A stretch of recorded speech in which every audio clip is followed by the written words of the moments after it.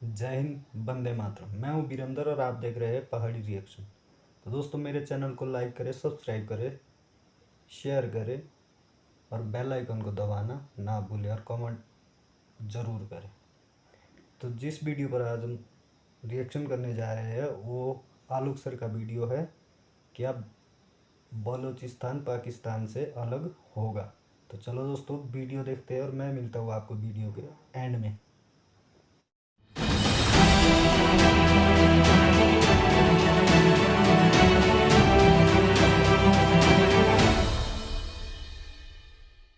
इस वीडियो में बताई गई सारी जानकारी पब्लिक प्लेटफॉर्म पर उपलब्ध है। इसमें ऐसी कोई जानकारी नहीं दी गई है जिससे हमारे सुरक्षा बलों की गोपनीयता भंग होती है। डिफेंस डिटेक्टिव सेना का सम्मान करता है और उन्हीं जानकारियों के आधार पर काम करता है जो सार्वजनिक रूप से मौजूद है।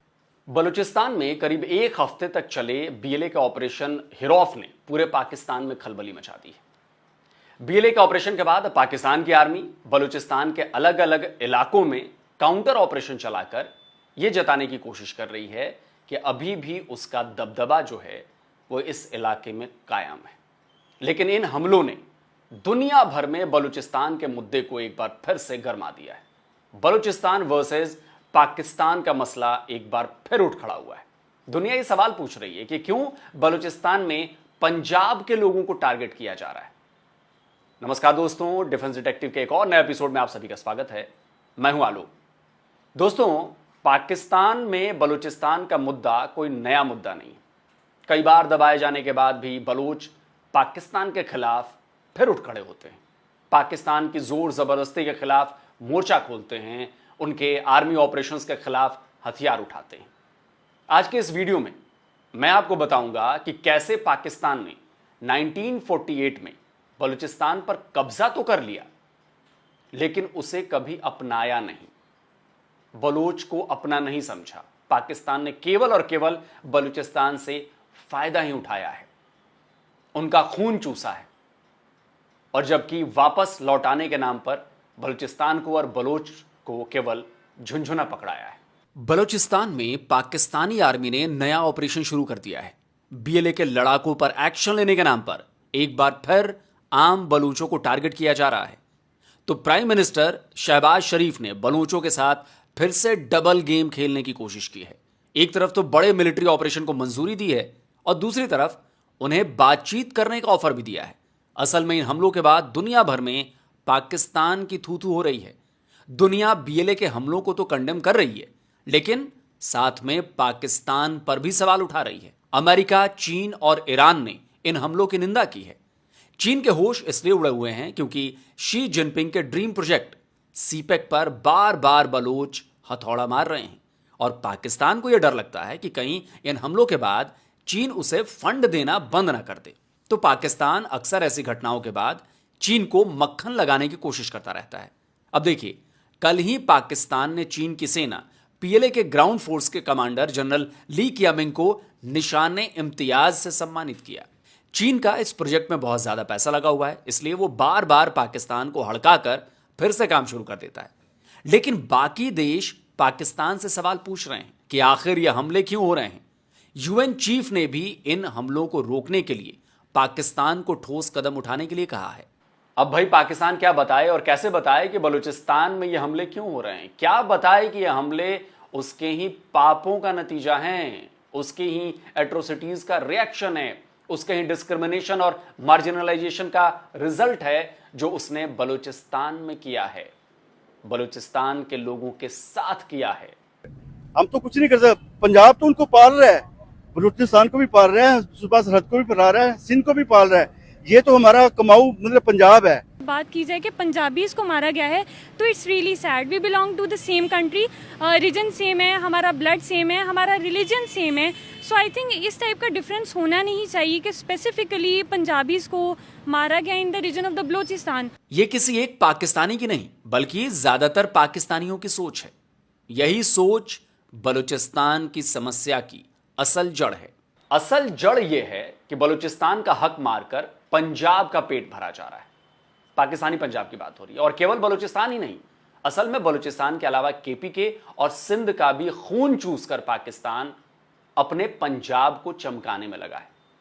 बलूचिस्तान में होने वाले इन हमलों के पीछे एक बहुत बड़ी वजह है पाकिस्तानी पंजाब।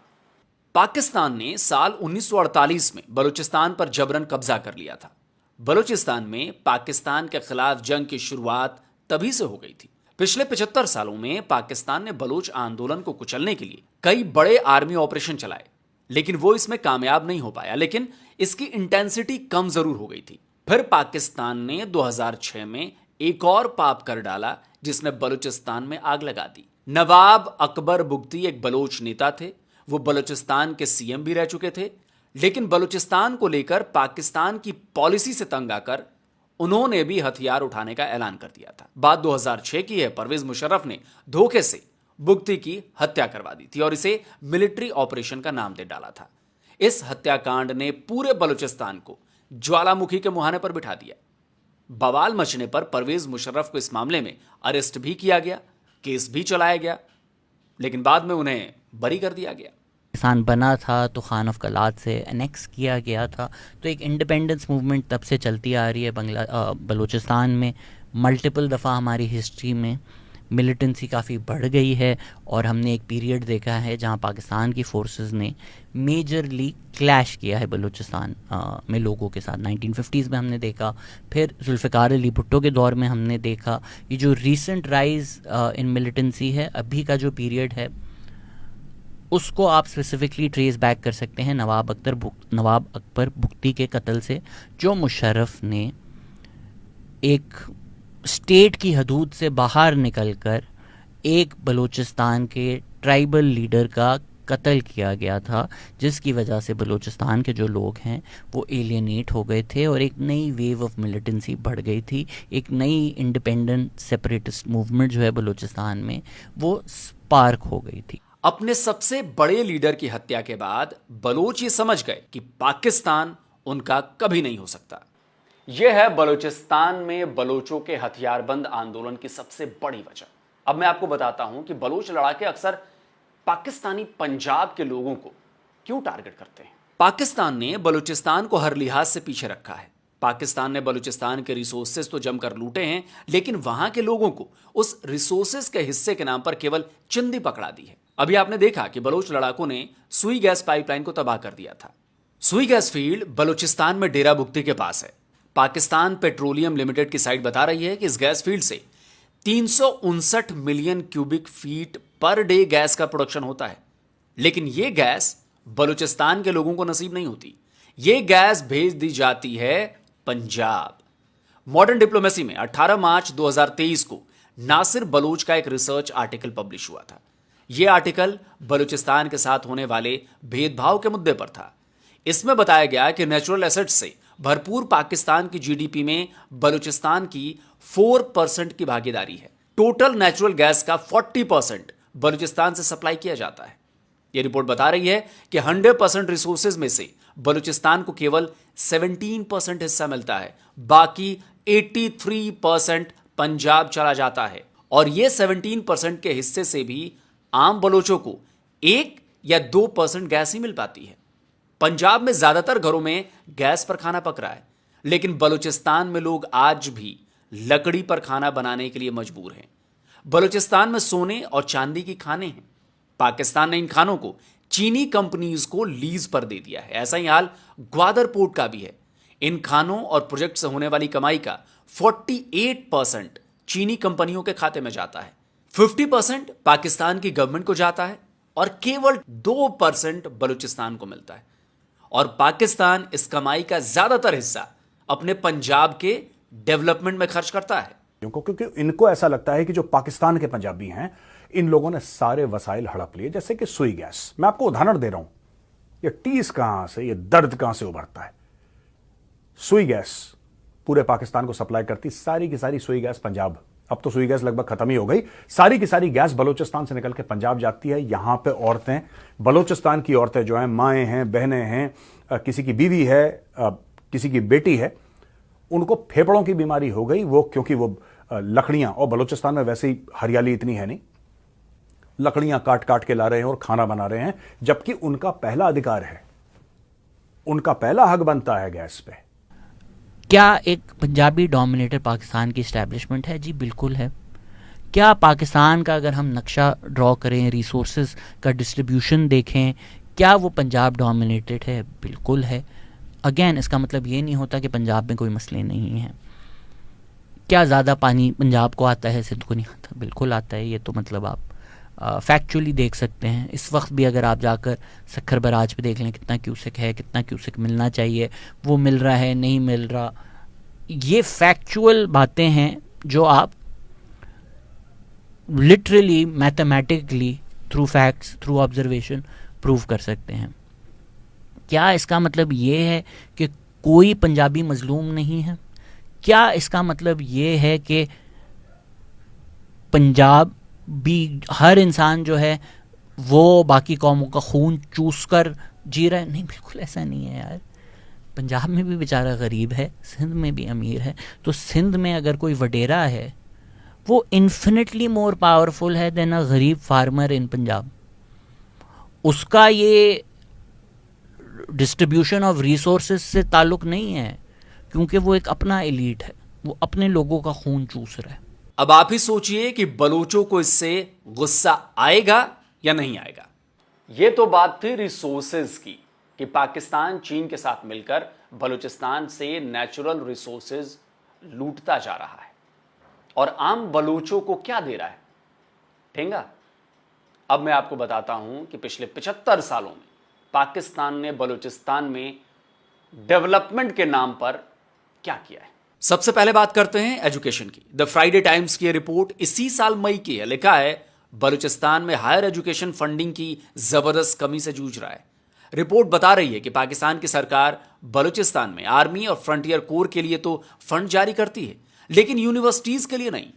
यूनाइटेड नेशंस ने साफ कहा है कि जीडीपी का 4% शिक्षा पर खर्च करना कंपलसरी है, लेकिन पाकिस्तान के बलूचिस्तान में ऐसा बिल्कुल नहीं है। 750 बिलियन के प्रोविंशियल बजट में केवल 2.5 बिलियन रुपए बलूचिस्तान की 10 यूनिवर्सिटीज के लिए अलॉट किए गए।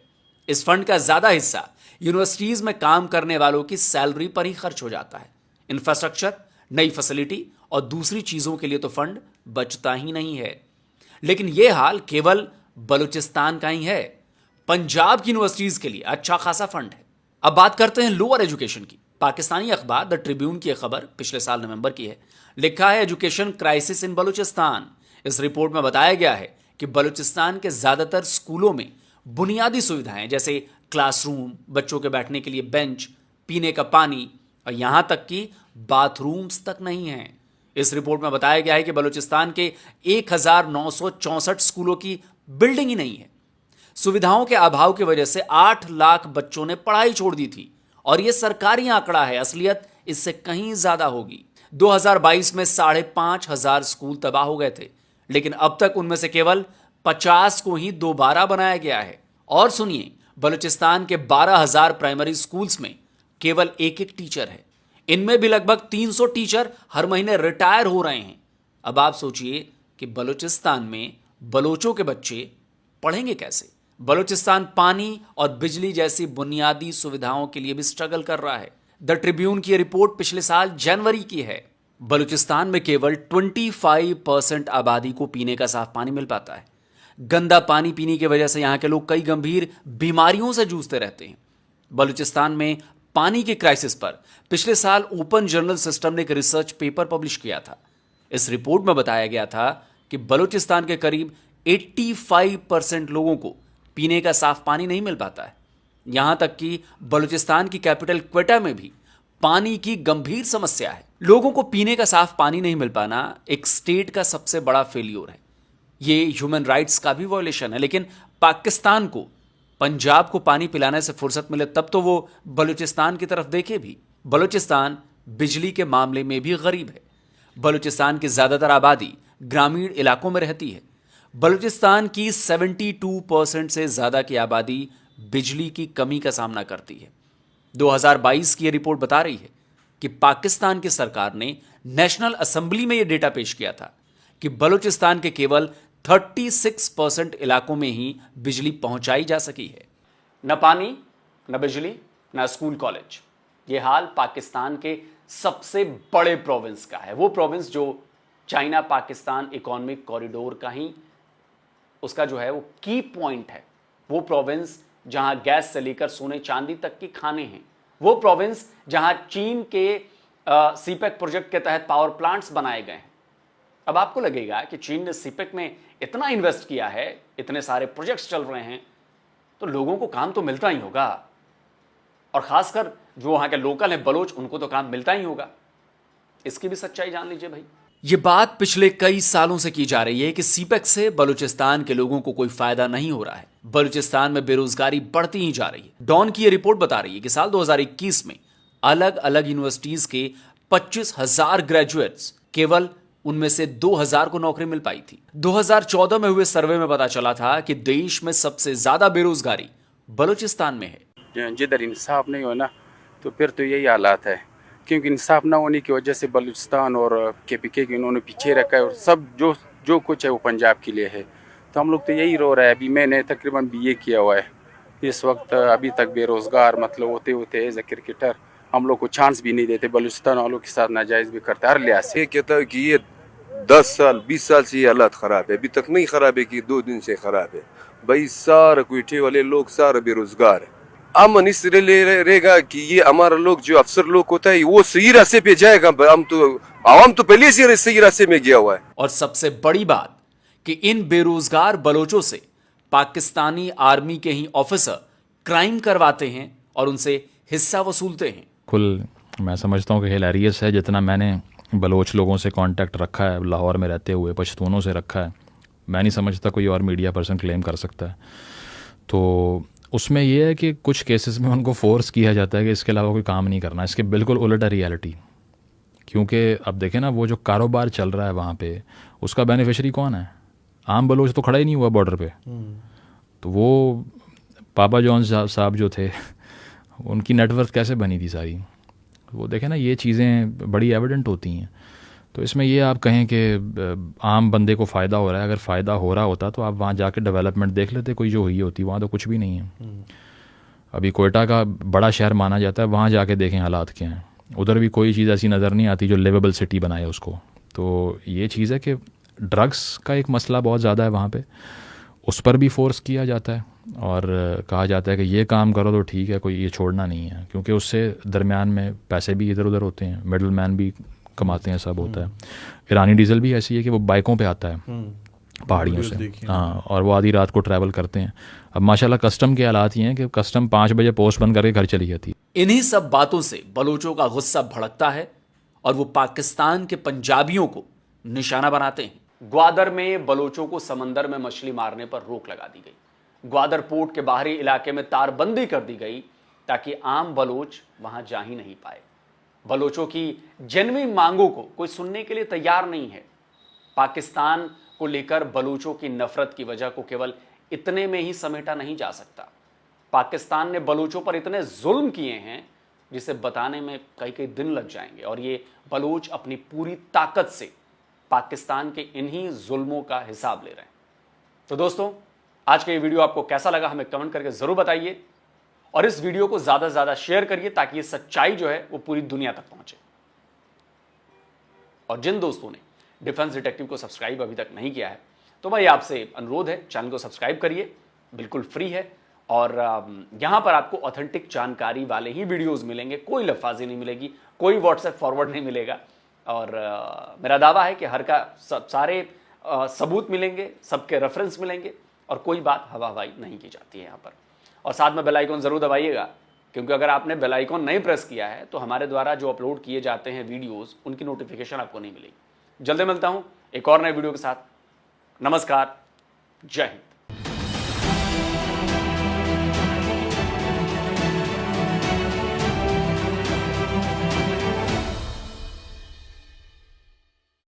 तो वीडियो आपने देख लिया, तो इस वीडियो के बारे में जो भी आपके थॉट है वो कमेंट सेक्शन में ज़रूर लिखें, और इनके चैनल को भी विजिट करें, आलोक सर के, और मेरे चैनल को ज़रूर सब्सक्राइब करें और शेयर करें। मैं मिलता हूँ किसी और वीडियो में। जय हिंद।